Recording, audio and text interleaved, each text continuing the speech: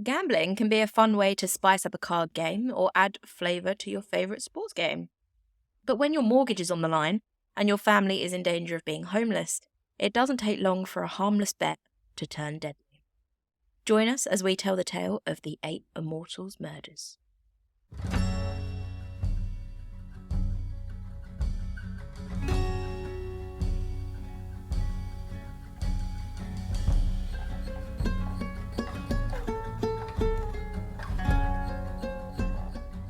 Good day to you, you sexy little podcast aficionado, and welcome to Horror House. I'm Amy.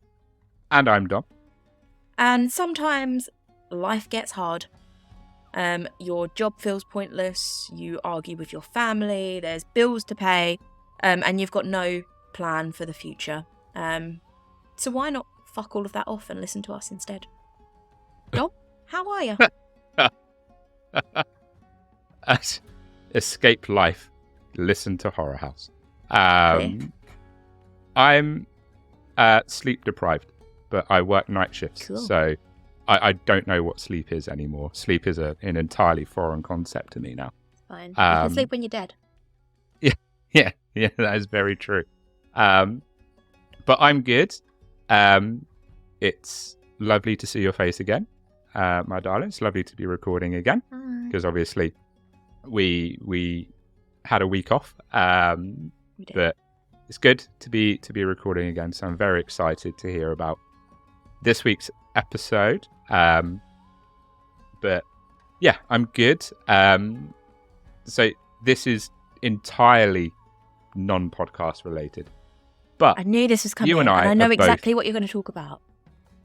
both I'm thrill so ready. junkies. Yes. You and I are both theme park lovers. And after 5 years, I think, Universal Resort in Orlando have finally announced Epic Universe, which is their new theme park that will open, I believe, summer 2025. They've released concept art. They put out a really fucking cool video on their YouTube channel, which obviously I sent you and we talked about it last night. Was it last night or the day before? I don't know. Time Can't has remember no which meaning. Time is foreign concept. Construct. But we are very, very hyped. I can't wait for it to open. I can't wait to see videos of people on opening day. The lands look so fucking cool. Like I'm going to assume that the Harry Potter Ministry of Magic land is something that you're Yes, it kind is. of excited about. I am excited about it, but there's also, what's it called? The dark. What's it called? The Dark something. Universe. Dark Universe. I'm more excited for that. Yes. I'm a lot more excited for that. Yes. Because that's going to be sick. But generally just about also Super Mario Land. Like, hello, hi, yeah. There's nothing that I'm not excited about. If you're a theme park lover, even if you're a Disney elitist, and I'm a Disney adult and I love going to Disney, but Epic Universe just looks unbelievable. So I wanted to touch on that. Some might say it does indeed look epic. Yeah, it just looks like it's going to be amazing.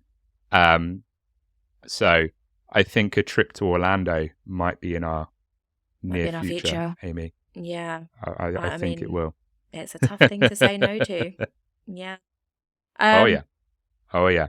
Amazing. So, me and Dom, as we often do, have been having a little talk and a little review of what we do and how we dive into our weekly episodes here at Horror House. And we've made the decision, the executive decision, because let's face it, it's only me and you that are the executives, so who's going to tell us no, right?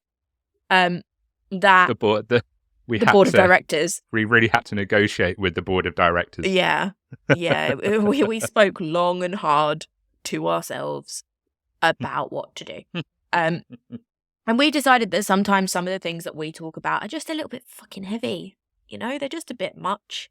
Yes. And, we want you to have a moment of brevity and joy and hope before we plunge you into the depths of darkness and despair. So we've decided that we're going to start bringing you true crime updates that are happening in the here and the now and the present before every episode, because we're... Absolutely. Do you know what? Sometimes we just don't give you enough and we want to give you more. So much. So much more. And Dom, you have taken on the task this week, because it's my episode. You have taken on the task of giving us our update. So tell me, what is happening in the world of true crime this week? So, I've got a few little tidbits. One of them is more light-hearted than the other. So I'll get the more serious one, I suppose you could say, out the way. Put on my seriousness. So this is your pensive. This is from CNN, and it involves a man called Alex Murdoch, who, if you've seen Netflix, there was a documentary about his crimes. Very good documentary as well. So, if you don't know who Alex Murdoch is, he is the former South Carolina attorney who was convicted last year of killing his wife and his son. And it came out, I believe this was earlier this week that CNN reported this. It came out that he will not receive a new murder trial. A judge ruled on Monday. His attorneys had asked for a new trial, alleging that the court clerk tampered with the jury that found him guilty almost 11 months ago. However, unfortunately, or fortunately for Alex, because he should be in jail because he killed his wife and his son, Judge Jean Toll held that the court clerk did make improper comments to the jury, however, ruled that the comments did not influence the verdict that the jury reached. So the next step for Alex's attorneys, if they do wish to take this further, is to take it to the Court of Appeals. So it remains to be seen if they do or don't. And for those who don't know the sentence that Alex Murdoch got, he is currently serving 2 consecutive life sentences for the murders of his wife and his son. And if that wasn't enough, if he was like, you know what, 2 consecutive life sentences just isn't enough, I want more. Give me more jail. He's also serving 27 years after pleading guilty to 24 state financial crimes. Bloody hell. So... Oh, honey, you're not getting out. Great. Not for a very long time. No. Maybe never. You're probably going to jail. No. That's a shame. I mean, it's not a shame. It's right. But, yeah. Cool. I mean, that's kind of good news, right? We're happy about that. Oh, yeah, absolutely. Absolutely. He definitely shouldn't be out of prison. He should be in prison. That's a man that needs 100%. He's right where he needs to be. Yes, 100%. Beautiful. Give me What's 2 your seconds second update? Give me 2 seconds because my beard trimmer seems to be going off by itself, and I don't know why. Oh yeah. So give me 2 seconds. Your beard trimmer. Mm-hmm. Sure. It's not his beard trimmer. 100% a vibrator. How convenient. Just happened to have it to hand. I blame Magic Tooth. So. I don't know if my microphone picked that up because that was going on for quite a while before I actually heard it. I didn't hear it.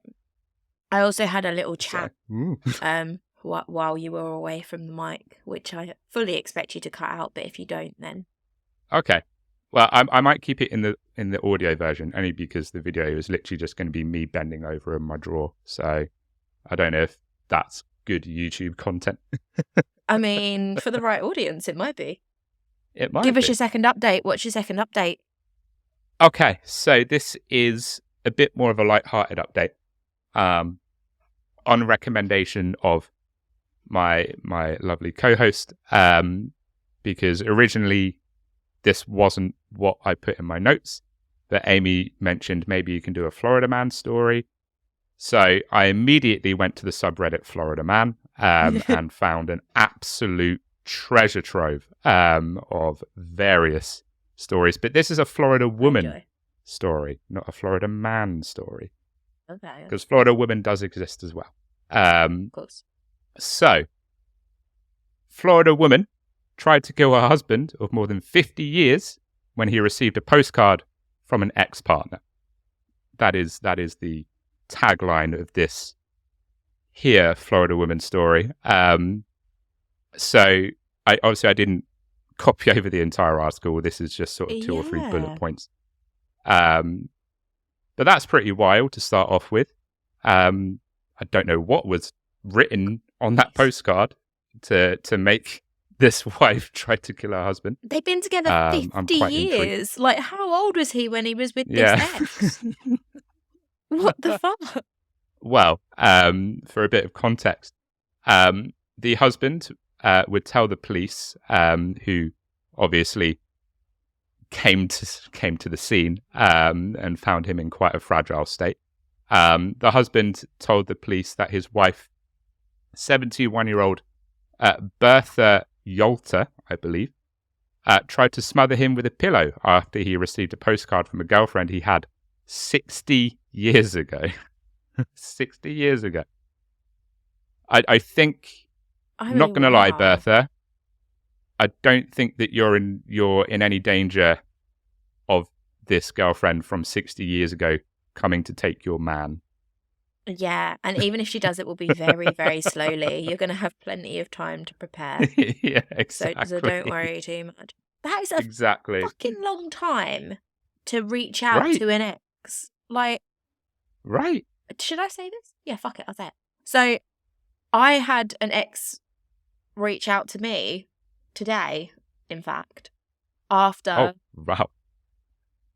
a number of years. I think it was maybe about 15, 16 years since we were together. And I was like, bloody hell, that's a bit surprising. You know, what could you possibly have to say to me at this stage of the game? But 50 years? That's wild. I mean, it's a different lifetime. That is what the wild. hell is she saying? I need to... Oh, we haven't got the postcode, have we? We don't know. The postcode? The postcard, sorry. We don't know what was said.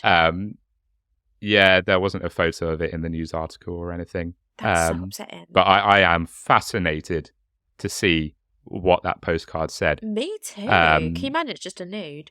Absolutely 70-year-old fascinated. woman. Yeah, that's what I was thinking. Like, this her past. ex-girlfriend of 60 years ago was just like, do you want to fuck? And then the wife's just like, what? You DTF or... Yeah, exactly. So the husband, in addition to getting smothered, not in the good way either, by his wife, also had several bruises and lacerations on his arms and stomach, as well as open bite marks as well. Go. So obviously, Bertha got in a little bit of trouble for this old stunt that she decided to pull, and she is currently being held without bond and faces several charges, including attempted murder. So you're having a bad time, Bertha. You're having a bad time, love. Damn. Yeah. So yeah, those are my two crime stories of the week, which I thought are pretty fascinating. I mean, it's good to know that this is going on in the world. This is why, we want to cover these things so that you're up to speed on what's really, truly important. But let's dive into today's case, because that's not happening at the moment. So, we'll just tell you about it instead. Have you ever heard of the 8 Immortals murders, Dom? Is it one that's on your radar, or is this completely new? This is completely new. I don't believe I have heard of this. It doesn't ring any bells. So, yeah, I am coming in entirely cold. completely fair. It's one of the few situations where the name of the case doesn't relate to either the perpetrator or the victim. It actually relates to where it happened. So 8 Immortals is actually a Okay. restaurant in China.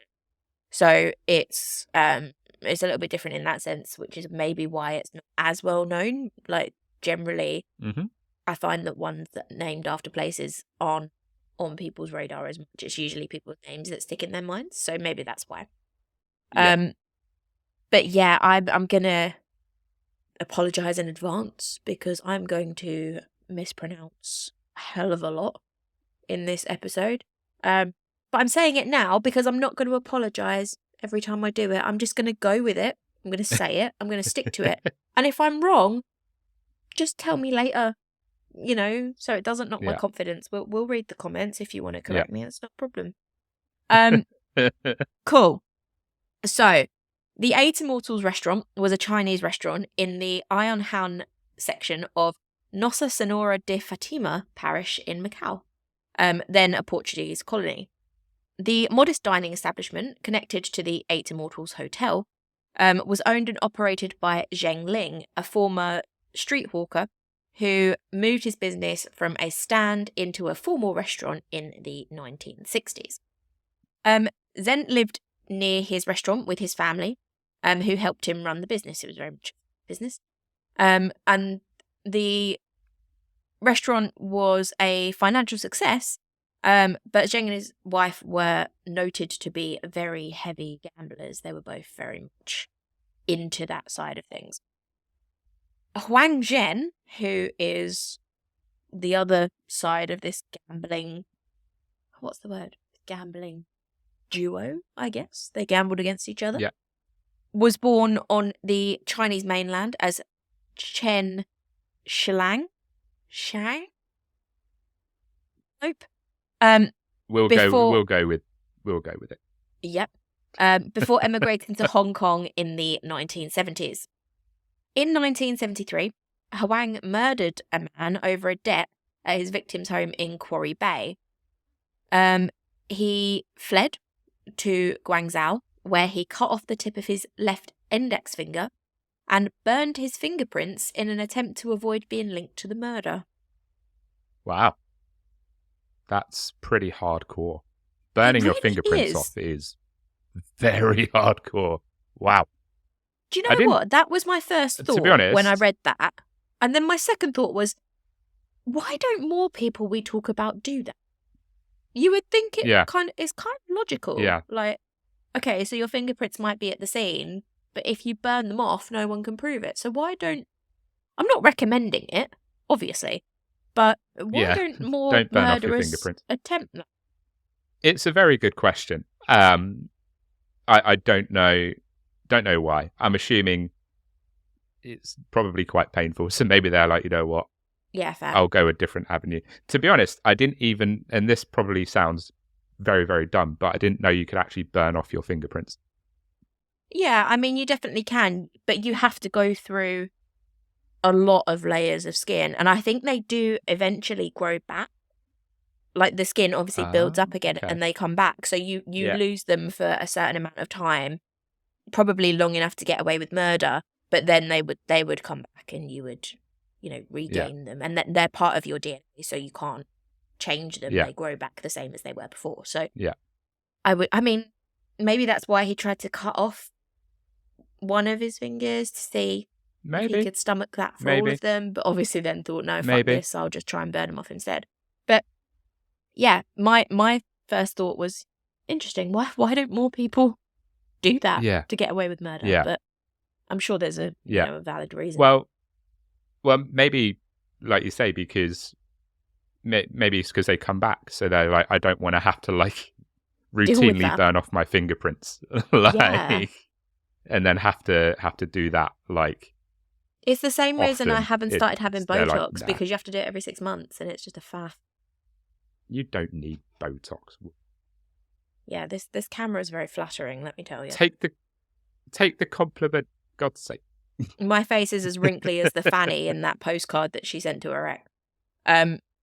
Anyway.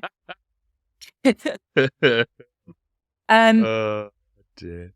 So after living in Guangzhou for several years, Huang married the daughter of his landlord named Miss Li. The woman's family disapproved of the marriage, so the couple eloped to Macau, which is where Zheng Lin and his family are from. So they moved to Macau. Huang subsequently became involved in Macau's gambling scene, becoming an acquaintance of Zheng's in the process. That's how they met. Huang was aged around 50 at the time of this encounter. During one evening of gambling in 1984, Huang and Zheng became involved in a series of high-stakes bets against each other. In the end, Huang won 180,000 patakas, which equates to about $20,000 from Zheng and his wife, who were both, involved in gambling. The Zhengs were unable to pay the debt, so a verbal agreement was made that the Zheng family would concede or give over their restaurant mortgage to Huang if the debt was not repaid within 1 year, which is, you would assume it would be more than 20,000. So they were obviously quite confident that they would be able to pay it within a year, because otherwise they were going to lose their business. Yeah, definitely. And maybe they thought 20,000 is manageable, but yeah, 100%. Well, yeah, we'll see how that goes. Huang obviously agreed to this deal. He thought, if they don't stump up the 20 grand in a year, then I get a restaurant business, which was by all means a successful business. So it's a pretty sweet deal. But as I think we can probably have guessed, considering that we're covering it on this podcast, the family remained indebted after the year.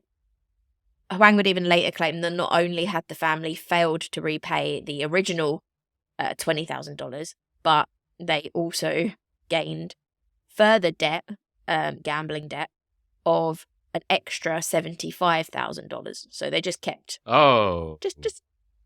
kept going. Basically, they were like, you know what, we're in for a penny, in for a pound. Pile a little bit more on, and we'll see how we get on. Presumably in the hope that they could write off the debt they already had, which obviously does not work. No. If you're bad at gambling, don't gamble. If you're bad at gambling... They don't sound like they're very good at gambling. I mean, I guess you have to gamble to find out that you're bad at gambling, but if you've then found that out, don't keep doing it. Yeah. Don't keep going. Yeah. I mean, I don't know. I'm not a gambler. Like, I've never really seen the appeal. I'll do like the odd, maybe on a World Cup, which I might have a little bit of a bet just to make it a bit fun, or like I muck around gambling. If like we have a poker night or whatever, I might stick a few quid down. But in terms of, the whole like Vegas gambling and stuff like that, I don't really get it. It doesn't really float my boat.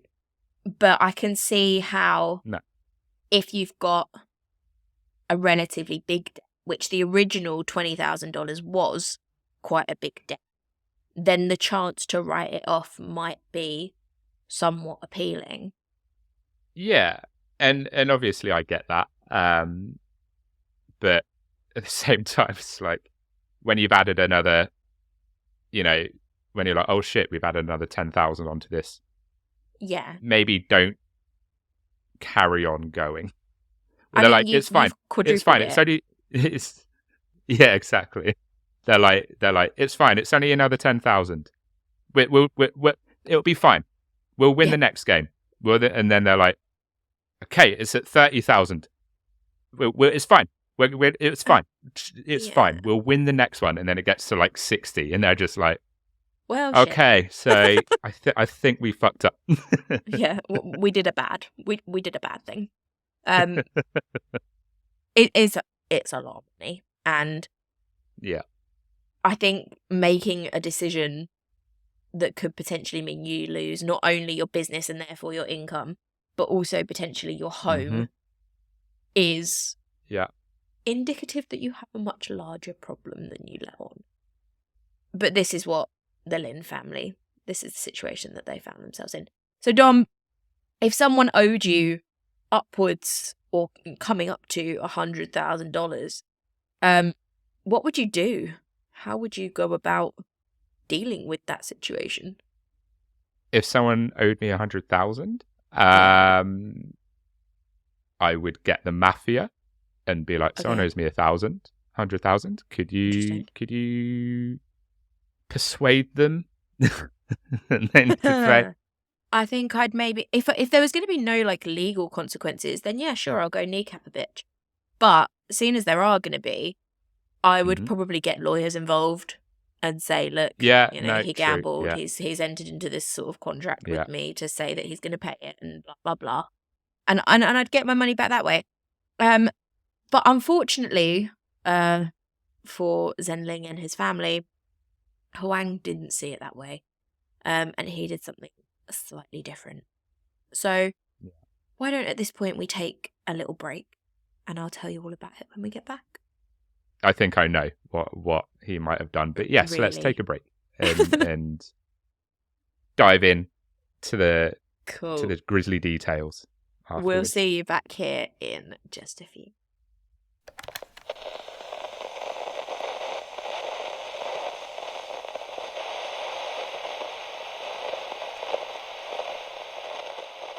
Welcome back to our 8 Immortals episode. Dom, how are you feeling so far? You feel like placing a little bet on what's going to happen next? Probably not, because knowing my luck, I'll run up a £100,000 debt, and then I'll have my kneecaps broken. But just don't bet £100,000. You know, we could bet a tenner. Why do all bets have to go big so fast? You know, we could just do just a quid. That's fine. Go big or go home, Amy. If you're gonna bet, just do it properly. Do it. Just put your house on the line. Balls to the wall. Yeah. You know, put your house on the line. Put your children on the line. Don't do that. Don't put your children on the line. No, that's too far. Well, Zheng Lin did put his house on the line. And we're about to find out how well that went. Really soon, in fact. Not very. No. You're going to find out in about 1 sentence's time how well that went. Okay. The Zheng family were last seen alive by a delivery man on the afternoon of the 4th of August, 1985. Yeah, it's not gone well, has it? It's not gone well. Yeah, not ideal. And this is why people don't run up debts, and if you do, make sure you pay them before Gamble it goes responsibly. Very badly. Gamble That's responsibly. That's all we ask. Yes, absolutely. When the fun stops, stop. Absolutely. 100%. Gamble aware. 18 plus. Oh dear. That evening, after the restaurant had closed, Huang entered the establishment and demanded that the family pay 30,000 patakas of the debt that they owed him, which was about half of the original debt.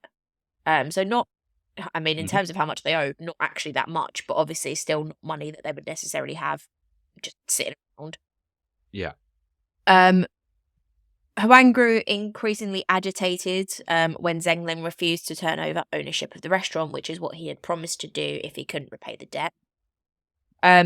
Eventually, Huang became physically aggressive, taking Zheng's son hostage and forcing the other 8 family members to bind and gag each other. Huang later claimed that one family member broke free and started to scream, causing him to stab her in the neck with a broken bottle that he'd managed to get hold of and brandish as a weapon. He then proceeded to kill all 9 family members, either by strangulation or with the wine bottle that he'd smashed. He briefly left the restaurant to lure one of Zheng's sisters inside, where he also killed her as well. So, for those of you that like numbers, 10 victims overall. So the victims were Zheng Lin himself, obviously, who was just over 50, who was the owner of the restaurant. His wife Chen, Natalia, who was 18, who was their eldest daughter. Their daughter Stefani and their daughter Zoe. Their 4th daughter Joanna. Antonio, who was their only son, Chen, who was the mother of the other Chen, who was the wife, and also another Chen, just to make it more confusing, who was the aunt of the wife, as well as another Zheng, who was one of the chefs and the cousin of the owner of the restaurant. Okay. So all of those people were killed as a result of the... Yes. By one man. That's... Yeah, he was a busy boy that evening. Very, very busy man. It's worth noting as well that the children were children. Their ages, the eldest was 18, and then you've got a 12-year-old, a 10-year-old, a 9-year-old, and a 7-year-old being the youngest. And I don't think this is just about gambling. No, no, absolutely not, because obviously the children are entirely innocent when it comes to the gambling. You know, they're not the ones who racked up a massive debt. So yeah, it's extremely unfortunate and extremely sad that the kids were killed as well, because like I said, wrong place, wrong time, unfortunately. Exactly. It sounds like exactly that. And you certainly have to be in a certain frame of mind to kill that many people over a debt that was really only attributed to 2 of those people. Push. Exactly. But if you needed further proof that Huang was a little bit of a psycho, then allow me to give it to you. Just a little bit. Just a smidge. Just a tad. Huang dismembered the bodies over the course of 8 hours and wrapped them in plastic trash bags, which he then dumped into the ocean or threw into dumpsters. Afterwards, he cleaned the restaurant completely, recovered some money from the tills and a safe key from Zheng's corpse, and spent the night at the Zheng's residence nearby.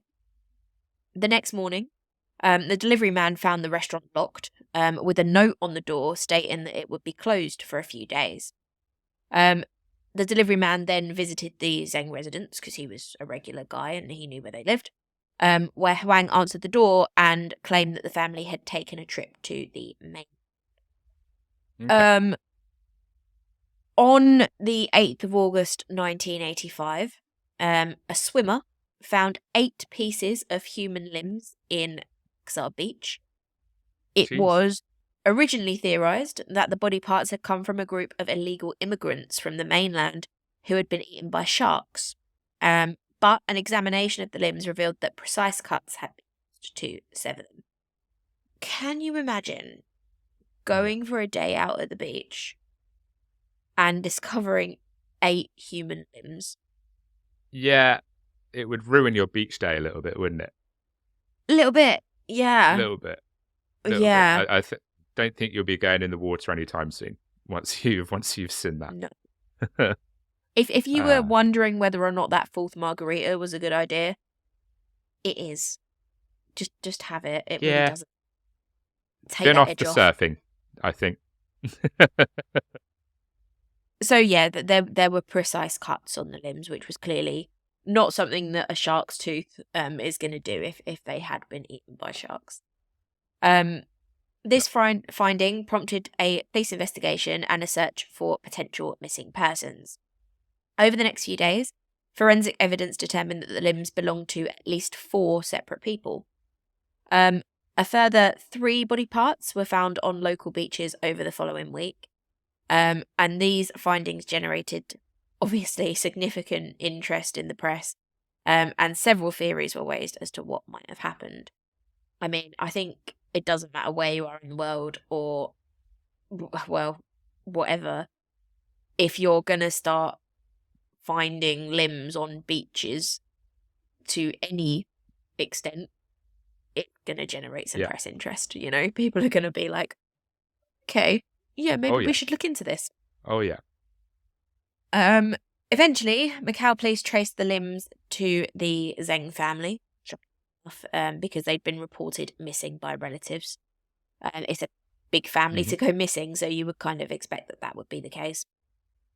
Meanwhile, while all this was going on, Huang had reopened and continued to operate the restaurant, which wasn't necessarily considered unusual.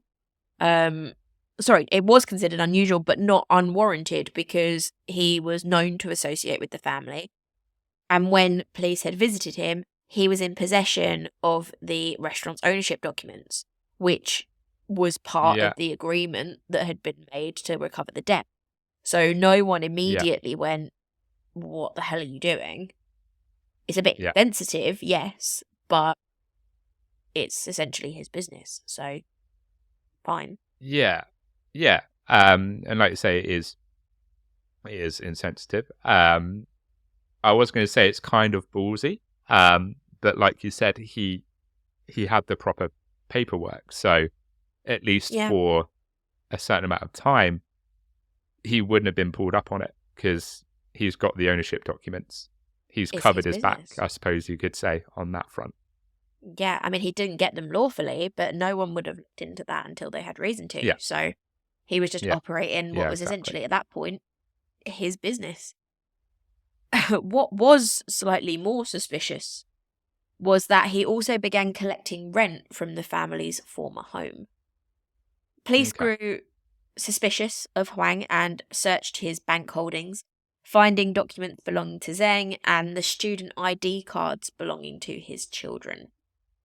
Realising that he was very much in the shit, for want of a better phrase, Huang attempted to flee for the mainland, but was captured on the 28th of September 1986. He was convicted of 10 counts of murder on the 2nd of October 1986.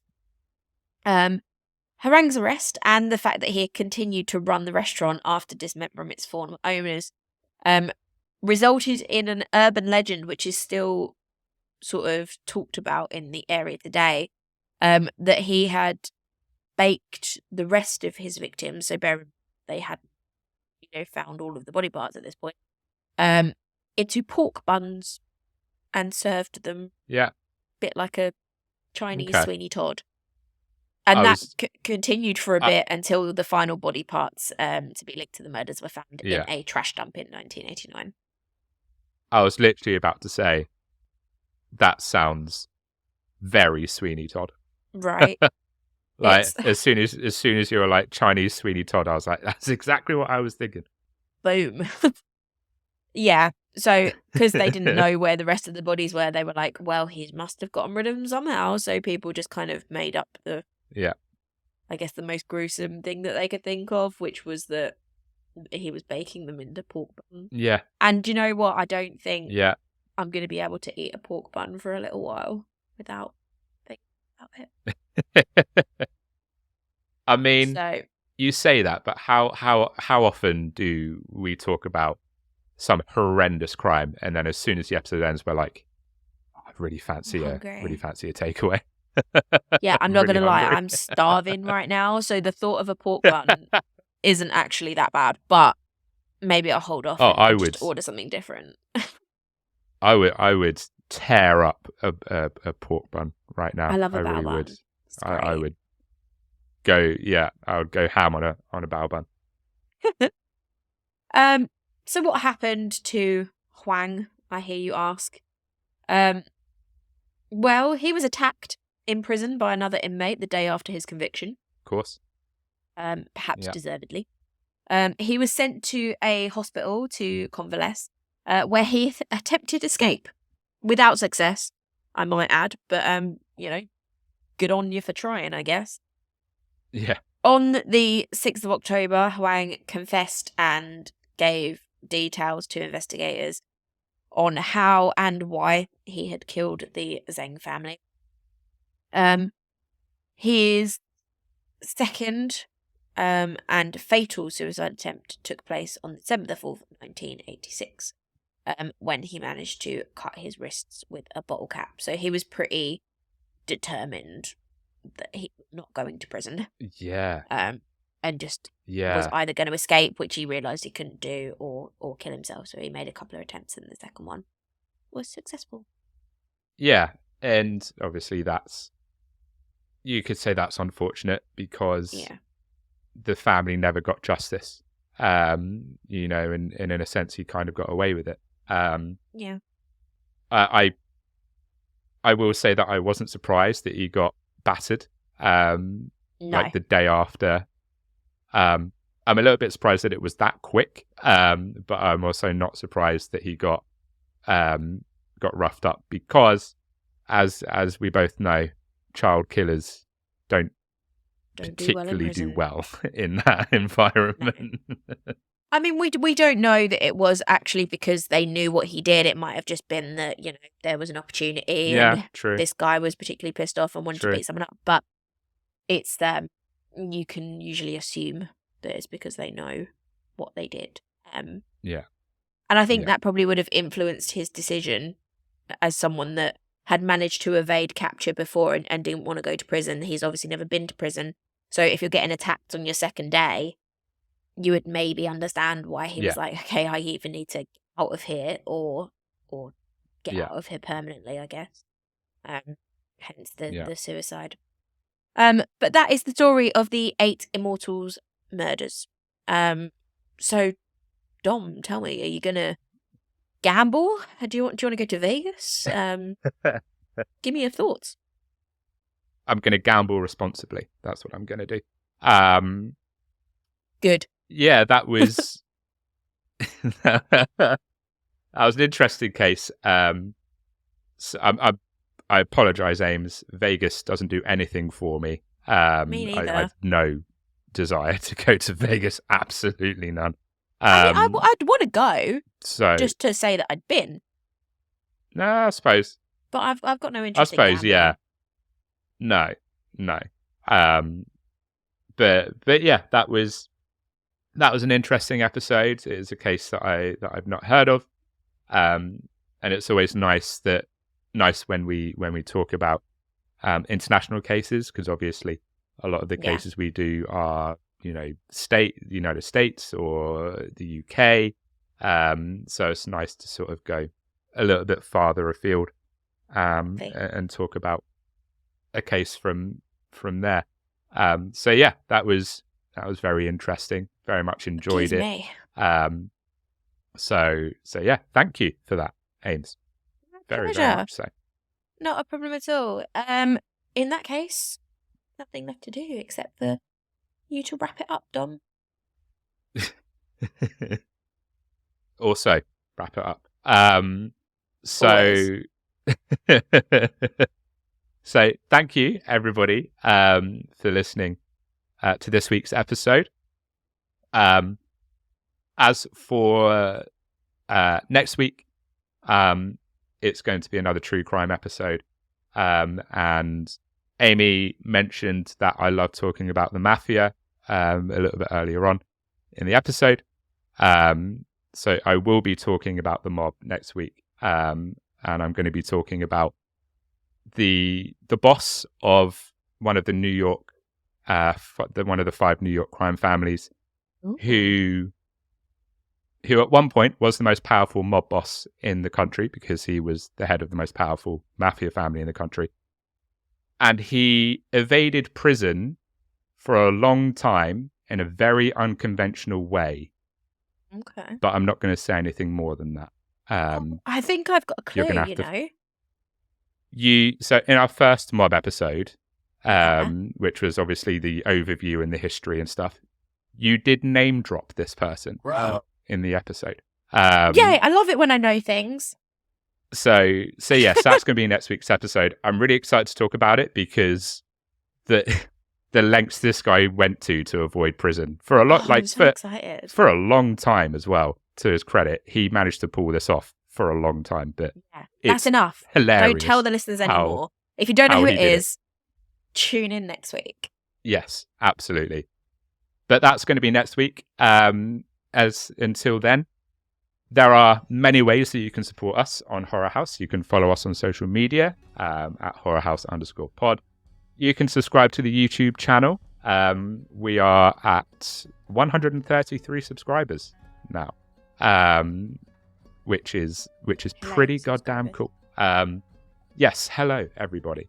So if you want to support us on YouTube, please subscribe. You can also follow us on your podcast app of choice if you're old school and you just do the audio episodes. Follow us on Spotify.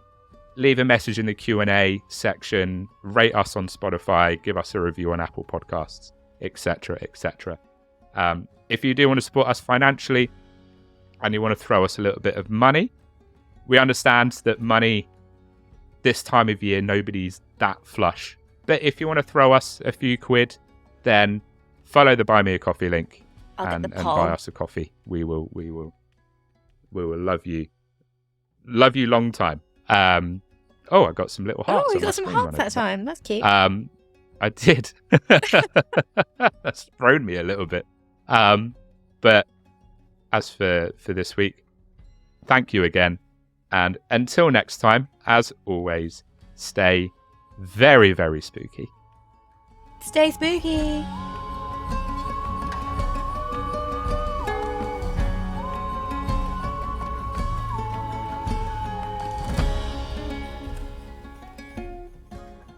Yes. Yeah, Queen. Oh, God, I'm so hungry. Yes, Queen. I'm so hungry. And it's not because of the episode. I'm just hungry. I don't know. Is it bad that I kind of do want bao buns? No, absolutely not. I think not great, is it? Bao bun is. That probably should have put me off. But I'm like, nah, go for it. It's fine. I'm good. I wonder what would put me off eating. Everything should put us off. Probably nothing. I don't know. We talk about some horrendous things, Ames. I think where we've developed some pretty strong stomachs at this point. I'm worried that one day I'm not going to be able to feel hungry unless I've spoken about true crime. Then that's the day you'll know. Like, okay, this is now a problem.